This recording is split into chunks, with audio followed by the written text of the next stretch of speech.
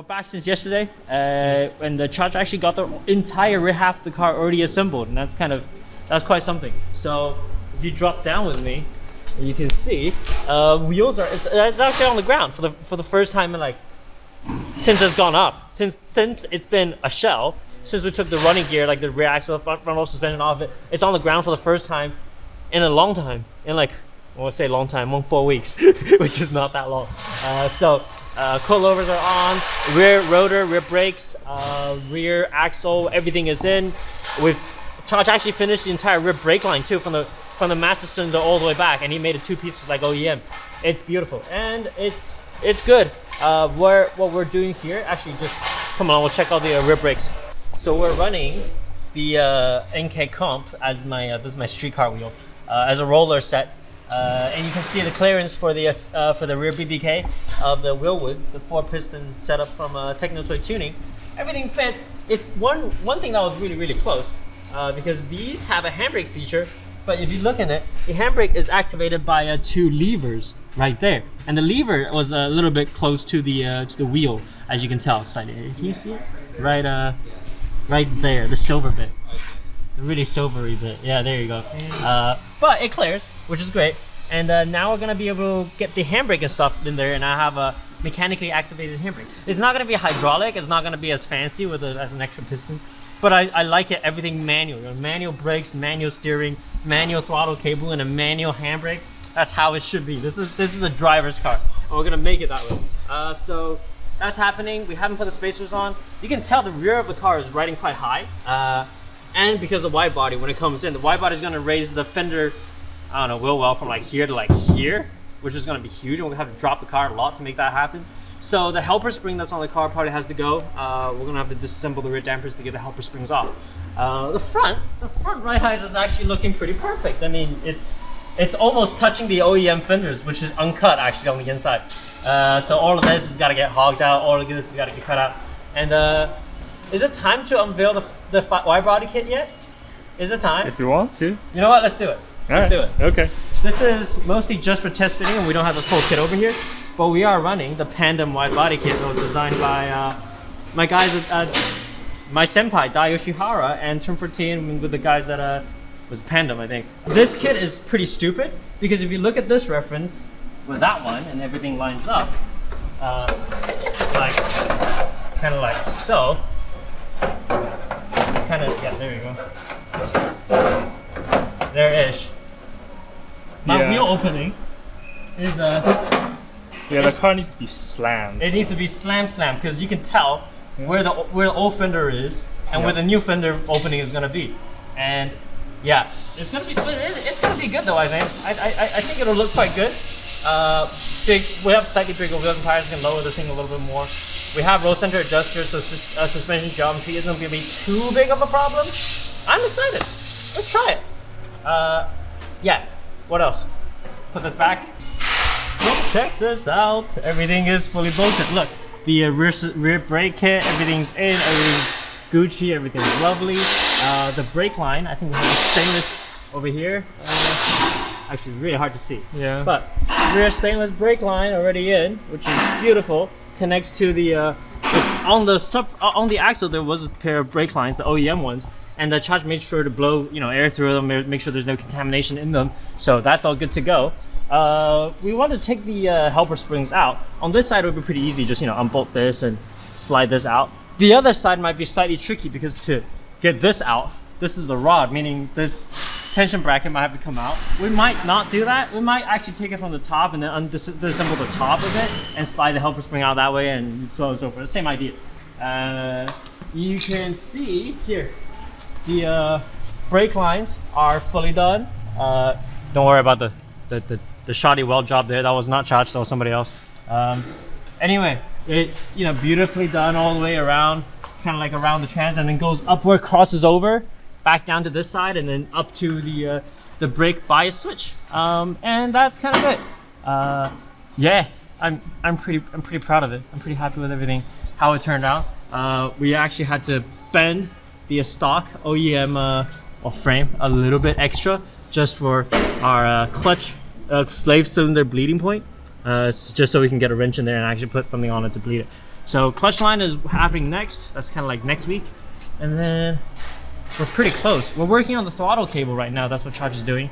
And once that's done, we can work on blowing this part of the chassis, you know, cutting it, removing it, working it up a little bit to get clearance for the flange that is right here. Because, you know, this doesn't clear. But once we get this up a little bit, handbrake can go back in, handbrake cables go in. Handbrake cables goes to my these little tabs right there.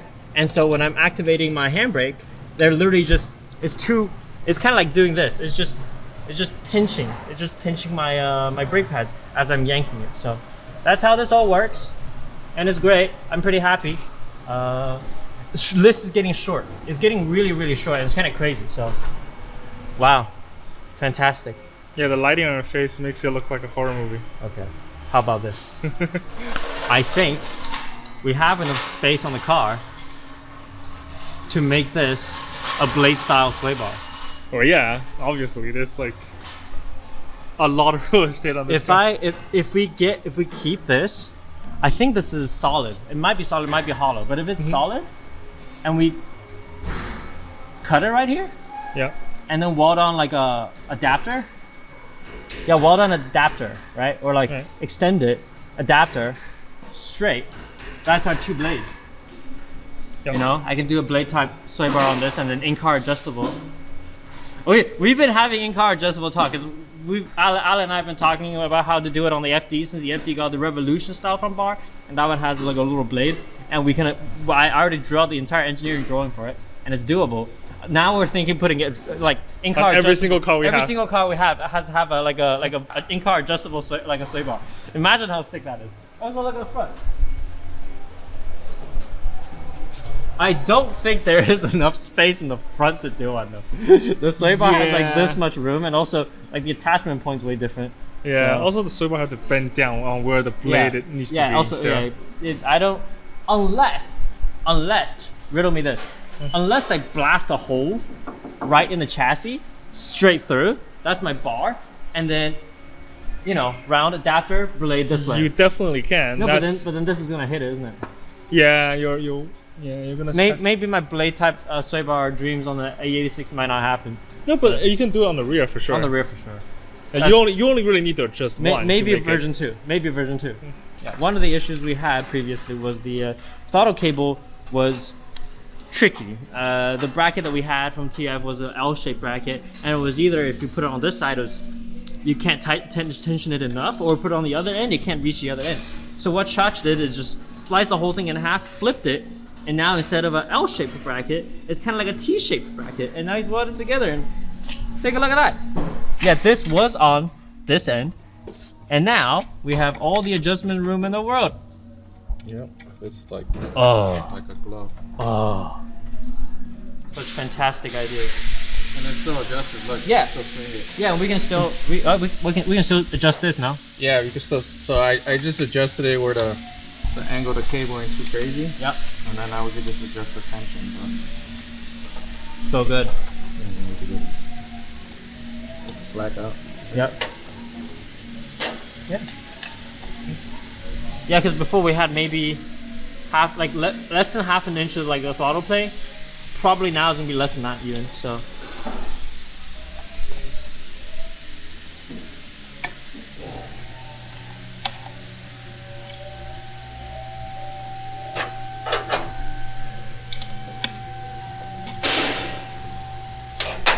Yeah. Wow. Wanna try it in car? Yeah. I mean, I'll let Chach try. Yeah. There it is. It's like instant. Yeah. It's good. While he's not looking, I'm probably gonna make it even tighter because I like my shit tight. That's why I made it adjustable. Yeah. He wants to break his throttle body off his planet. There's just a Pedal number 2 that works. yeah. One more to go. We have brake pedal because Chach already bled the whole thing, which is fucking fantastic. We have throttle cable, so the only thing left is a clutch cable. Clutch, you know, line. That's what I meant. Chach says he would like to try and attempt to put the strut bar on again. I don't know. I feel like the strut bar is gonna put it like really high. You know what I mean? But it might work. Well, we'll let the man have his fun. Oh my god, that looks like shit. I mean, we'll get a new one. We can get a fancier one. Does it fit? No, you got it backwards. Is it backwards? That's my side, that's my side. Oh, sorry.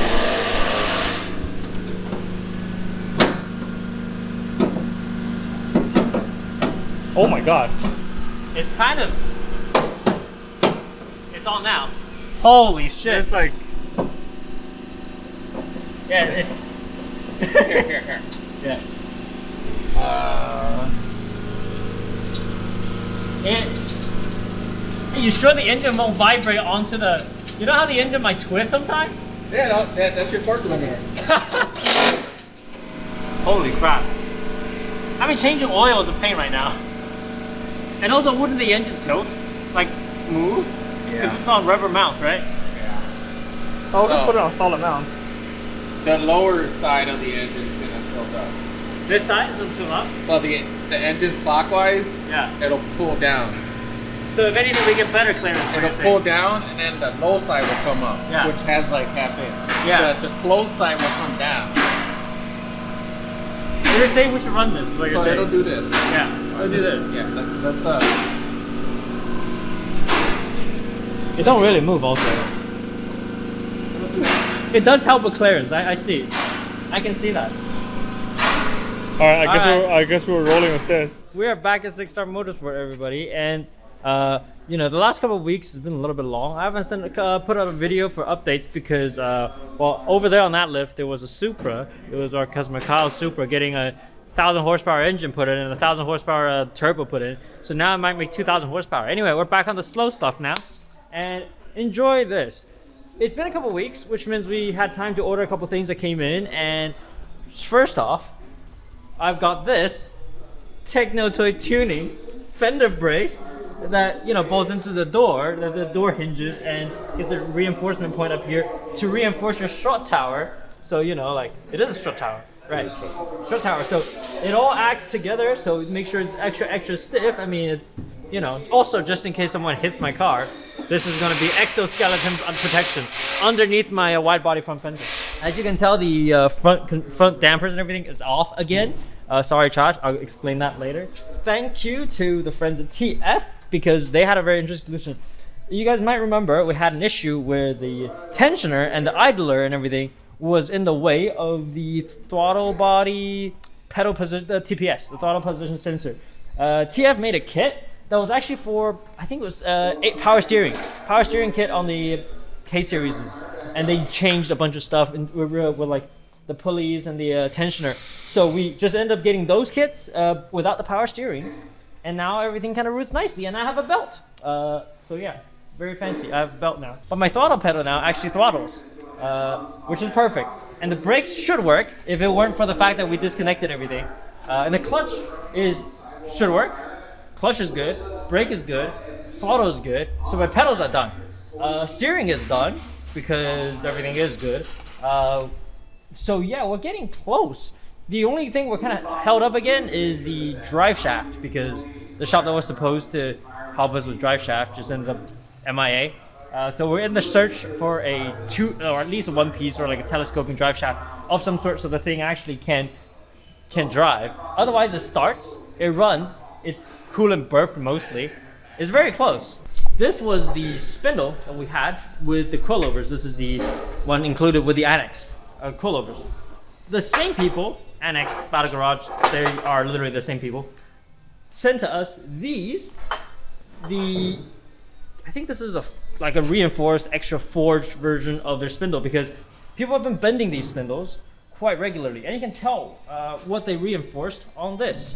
If you just look at the diameter of the shafts, it's a lot big shaft too. big shaft, Yeah. just much bigger, thicker shafts for longer, and you know, It's less of a taper. it does have less. That's what we meant, the bigger shaft. Anyway, so It's, the big. it's tapered for your pleasure. Yes, but my pleasure taper shaft is now going into the coilovers to make sure that if we eventually do go testing, eventually do go testing, which we will, they will not bend and they will not break, and I'll be able to have my car driving for as long and functional for as long as humanly possible.